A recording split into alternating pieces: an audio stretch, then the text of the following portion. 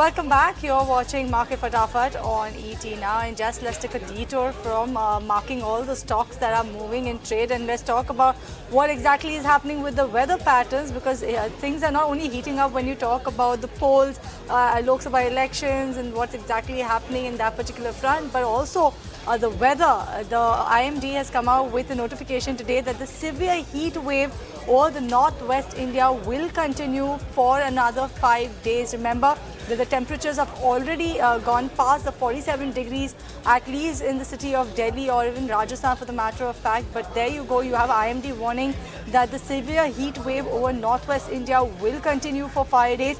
Nevertheless, they've said that the monsoon has advanced to some parts of Andaman and Nicobar Islands. 31st May is when they're expecting the southwest monsoon to hit Kerala, and it will take a while for it to move to the other part of the country. But yes, for now, heat wave a cause of concern, and severe heat wave is what the IMD is saying will continue at least for the northwest for 5 days. Oh my God, that is really increasing the temperature right now. Also here, it's a lot of heat everywhere across Exactly, the we are country. 10 degrees lesser than what it is in the northwest India, Vinny. But let's not forget, because of the humidity, we are feeling we are on par. Because even though the temperature is around 36 degrees in Mumbai, you are anyways feeling it's like you are 45 dressing degrees. up for the summers, right? Absolutely, I'm no doubt about that. I'm regretting wearing this jacket right now, given the heat that is there. But yes, that's about the heat wave. You know, keep yourself hydrated. But you know, we did have some flashes on the bottom of the screen. That was in terms of strides. They said that they want to reduce the net debt reduction by 500 crores by FY25. We have seen the stock also see a run up, and we did have some more commentaries. This was coming in from the agencies. It was also in terms of the US business. So we are keeping an eye out on strides. They've given a very good outlook. They are saying the US business revenue will be in the range of about $285 to $300 million for FY25. They see continuing business revenue to grow at 12 to 15% on a year-on-year basis. Incremental growth to be visible from H2 FY25 in US market, and they are aiming for an EBITDA about 950 to 1,000 crore rupees in FY25. So good commentary coming in from the company, and that's why the stock after its earnings in fact is rallied some more. So yes, keeping an eye on that important commentary on strides. Pharma up almost 8% as of now, day's highest point, like you can see. But also the Nifty, you know, recovery coming in for the Nifty as well. You know, from the day's lowest point, 0.5% uptick there, 22,600. It's crossed that mark, about that, just slightly above that. But yes, reclaim that level, and you know, which means that we are not too far away from the record high level. Okay. Yes, but that's the markets recovering, gaining that momentum as of now is the Nifty 50. Let's keep it going now with the stocks that are buzzing in trade. And Ankita, the next stock that you've picked out for us today is GR Infra Projects. Why is this one in focus? Well, yes, GR Infra Projects is in focus today because it has emerged as the lowest bidder in the financial bid opening for the construction of access-controlled Pune Ring Road and the construction of Nagpur-Chandrapur access-controlled Super Communication Expressway. And the total contract size for both these contracts is likely to be around 4,346 crore rupees. And on the back of this big order win, GR Infra is in focus today, trading with gains of more than 4% right now. Okay, surely keeping an eye out on GR Infra Projects. Let's move on, talk about Galaxy Surfactants. That one reported their numbers. Quarter-on-quarter basis, when you're comparing, the revenue saw a decline of around 4 to 5%. 929 crores is what the revenue came in at. Even when you look at it in terms of EBITDA, that was also saw a weakness, and all these chemical companies have not managed to do well in the past few quarters. Past year, actually, you could highlight, you know. So that is something that continues to be a bit of a pressure. EBITDA performance, operating performance, seeing a bit of a weakness there. Margin seeing a decline of around 240 basis points. 10.9% is what the EBITDA margin came in at versus 13.4%. So yes, some bit of a pressure still there for these companies. Galaxy Surfactants off the day's lowest point, but down 1% even as of now. All right, let's move on. Let's talk about SpiceJet, because that one is pretty perked up in trade today. SpiceJet is going to seek a refund of about 450 crore rupees out of the 730 crore rupees it had earlier paid to the former promoter Kalanidhi Maran and his firm Cal Airways as well. This following the Delhi High Court order on May 17th. Remember, on May 17th, the division bench of Delhi High Court ruled in favor of SpiceJet and its promoter Ajay Singh in the long-standing share transfer case against the erstwhile promoters of the company. And this ruling overturned a previous decision by the single-judge bench, positioning SpiceJet to actually claim a substantial refund based on legal advice. So the company has already paid a total about 730 crore rupees, 580 is the principal, 150 crore rupees is the interest to Maran as well as Kal Airways. And now with the High Court order coming in, they are going to ask for a refund of about 450 crore rupees. And that's why the stock is seeing an uptick about 2.9% or so. On the day of the judgment also, the stock saw an uptick of about 7% beneath. So yes, that run-up is there for SpiceJet. Keeping an eye out on that one. Let's move on. And Ashesha, moving on to again an earnings candidate, I believe that is Maharashtra Seamless. Well, absolutely, and weak set of numbers is what the company has reported, because of which the stock is tanking in trade today, nearly 6.5% lower. On a sequential basis, numbers are very weak. Revenues have declined by about 15% on a quarter-on-quarter basis. Margins have also contracted this quarter. So, company reported EBITDA margins of 22.6% versus 25.9% that the company had reported in the third quarter. Profit after tax has also tumbled nearly 21% on a sequential basis. So, across the board, very weak set on a sequential basis, and that is the reason the stock is declining 6.5% today. All right, that's on all about Maharashtra Seamless. But Ankita, over to you. JK Tyre, how are the numbers? Well, yes, just look at the stock movement there, trading with gains of 5%. Good set of numbers coming in for JK Tyres. In fact, the company has posted a 56% rise in consolidated net profits on sustained demand for the fourth quarter at around 169 crore rupees. Then the firm's revenue from operations also rose 1.8% to 3,698 crores on a year-on-year basis. The EBITDA also came in at 481 crores, which is an uptick of 27%, and the margins also saw an uptick of 264 basis points, coming in at 13% on a year-on-year basis. Now, the company has also announced a final dividend of 3.5 rupees per equity share. Also, Raghupati Singhania, who's the CMD for the company, said that this performance is attributed to the continued focus on the production premiumization, widening market reach, and tech-enabled manufacturing and digitization across the operations, achieving better efficiencies for the company. On the back of strong set of results coming in for JK Tyres, it is trading right now with gains of almost 5%. Going forward, although we are going to undertake two expansions, one is 1400 crore expansion and the other one is another 600 crore expansion which is being fulfilled. But we plan to raise a very limited debt, and gradually when we raise debts in a staggered fashion, in the meantime the due repayments will also take place, with the result that our net debt position will be very marginally affected, if at all, and we shall be able to maintain a similar debt position going forward. As a year as a whole, we see about 6 to 7% raw material price increase, and then we will see how to cover it up. One is, of course, some passing on into the marketplace, but more recovery to take place by our internal processes, primarily by more premiumization. And how, you may ask, the expansions that we are talking about are going to help me to increase my output in higher sizes more and more. All right, and that's the management of JK Tyre. But on that note, we slip into a break on this edition of Market Fatafat. When we come back, more stocks to discuss. Don't go anywhere.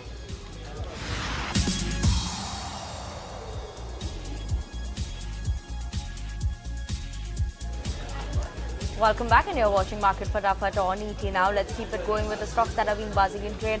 And on the technicals, now we have Sneha Seth joining in with us. Sneha, very good afternoon, and thank you so much for joining in with us. The first stock that you've picked out for us is from the FMCG pack, HUL. What is the word coming in for HUL? What is the target that one should keep, and should we expect this FMCG giant to start seeing a good up move? This counter is nearly up by 2.5% today. Considering the overall chart structure, I think there was a resistance around the 89 EMA on the daily chart, which this counter has breached. So I feel that we may soon surpass the resistance zone placed around 2,380 odd zone. So I would recommend, if someone is willing to go ahead and take a long position, I think this counter has a good risk-reward ratio at this point in time. So for the target of at least 2,450, this is a buy for me. Right, let's shift focus. Let's talk about Granules India, and this one is in focus because I saw a huge block deal take place just before the market could open, and the company has come up with a clarification that Granules, their promoter, that is Krishna Prasad Chiguru Patti, has actually sold about 75 lakh shares in the company via block deal today, with the primary objective of clearing personal debt and to release the existing pledge on his holding in the company. And apart from that, the reason why he went ahead with this equity block deal is for creating a small personal liquidity, is what the company said in the filing. The promoter also further notified the company that he has no plans to sell his shares in Granules India in the foreseeable future.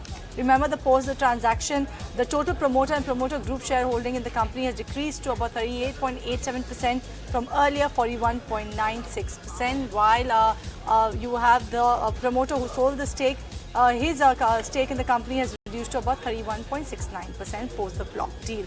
So on back of that, you have Granules India that is actually seeing an up move of about 3.5%.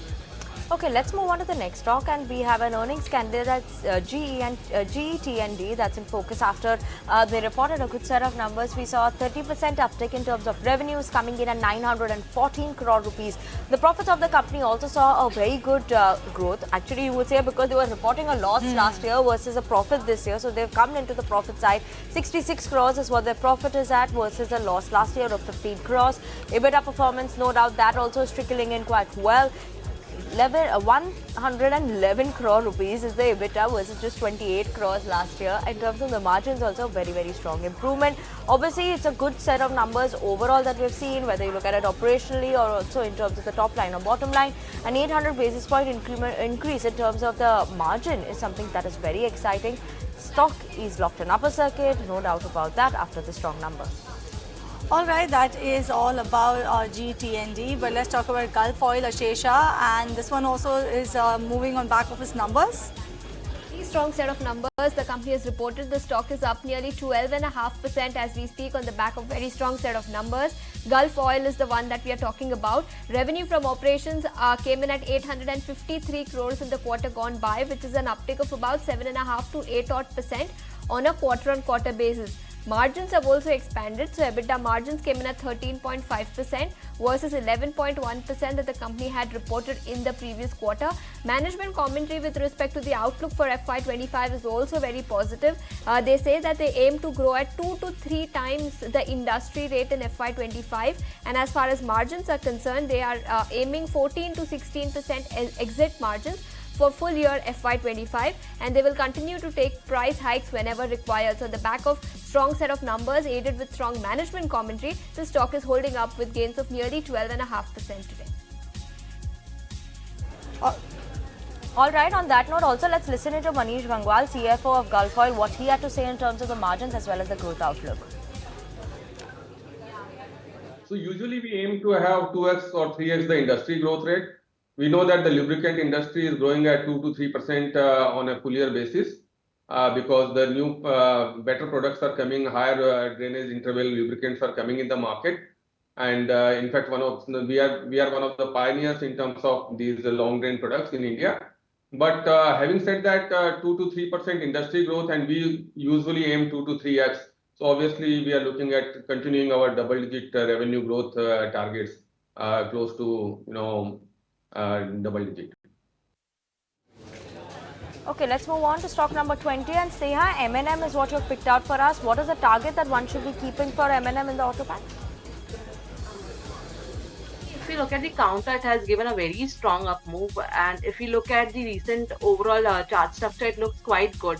I think we may see an up move towards 2,570 odd zone. So this is a buy with a strict stop loss around, say, one can keep a strict stop loss around 2,500. All right, so that is the take coming in on M&M. But Ankita, let's talk about Hindustan Foods. Why is this one in focus today? Well, yes, Hindustan Foods is in focus today because it's an earnings candidate. And let's look at its earnings then. You know, we did see the revenues for Hindustan Foods coming at 731 crores which is an uptick of 10% on a year-on-year basis. The net profits also saw an uptick of 13% on a year-on-year basis, coming in at 23 crores. The EBITDA was also up 23% on a year-on-year basis at 61 crore rupees, and the margins also saw, a surge of 85 basis points on a year-on-year basis, coming in at 8.3% versus 7.4%. Also, the net sales for the company was up 10.5% on a year-on-year basis, which was at 730 crore rupees in the month of March 2024. So, a decent set of numbers coming in on Hindustan Foods, but we are seeing a decline in trade today. It is trading with cuts of 0.6% right now. In fact, in the morning only at the open, the stock slid, and thereafter, it's been trading with cuts of over 1%. Alright, so that's Hindustan Foods for you, but let's take a look on the bottom of the screen. You have Avanti Feeds numbers coming in, and the stock is actually reacting to his numbers as we speak. The PAT is coming higher by about 11% on a year-on-year basis. The EBITDA margin has seen an improvement. It's come in at around 10.1%. Actually, it's not an improvement, it's a decline on a year-on-year basis. The EBITDA margin 10.1 versus 12.2, but if you look at the revenue, it's seen an uptick about 17.4%, and the stock is actually spiked in trade right after its numbers released. Absolutely, we're keeping an eye out on that. Avanti Feeds after its numbers, at least in the top line and bottom line, where they've seen a strong growth. Let's move on and talk about Infosys then. And Sneha, Infosys, what's the view for this one in the last 6 months? Or actually, the IT pack has not done much over the last year. What is that you're keeping an eye out on in terms of Infosys and the target there? If we look at the counter, this counter has corrected recently. We have seen this counter trading nearly at 1700 plus levels, and we have seen some profit taking. It's been quite some time that this counter has been consolidating, and if you look at the weekly chart, we have a rising trend line support, and from there only we are seeing some buying interest. For now, I believe 1460 is the important zone. If any move beyond 1460, 1470 zone on the closing basis, this will be very good for this particular counter. Maybe we may see some up move beyond this consolidation zone. So with that, I expect that the counter will head towards 15, 20, 25 odd levels. So if someone is looking to buy any counter in IT space which has not performed recently, I think this would be an interesting bet with a strict stop loss of 1428. One can go long for the target of 1525. That is all about Infosys. And Ashesha, coming to you, Hitachi Energy, why is this one in the spotlight today? Yes, yet again an earnings candidate. Revenue was ahead of what the street was working with, but margins missed estimates. The stock, of course, was gaining nearly 6% at one point in time. It has given up all of those gains, now sitting with a cut of nearly 2.5%. It reported double-digit EBITDA margins this quarter for the first time since second quarter FY20.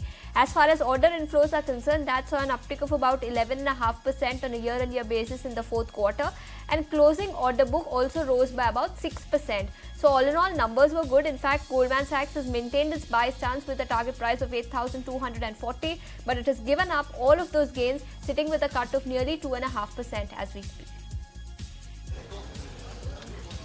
Okay, let's move on. And Sneha, you have picked out Cipla for us. What is the word on Cipla today in terms of the targets that one should keep? Last 6 months, 24-25% uptick.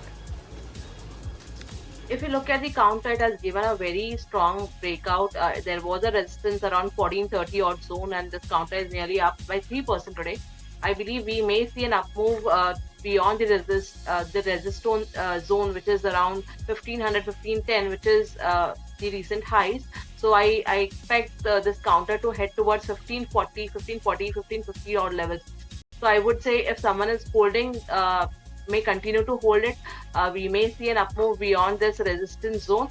And if anyone wants to keep a stop loss, I would say that the stop loss can be maintained around 1434, and any dips can be bought in. Alright, so that is the word coming in on Cipla. But on that note, we are totally out of time on this edition of Market Fatafat. Thank you so much, Sneha, Dhwani, Ashesha, as well as Ankita for joining us on the show. And as a goodbye from Vinny, myself, and the team that put the show together. Thank you so much for watching.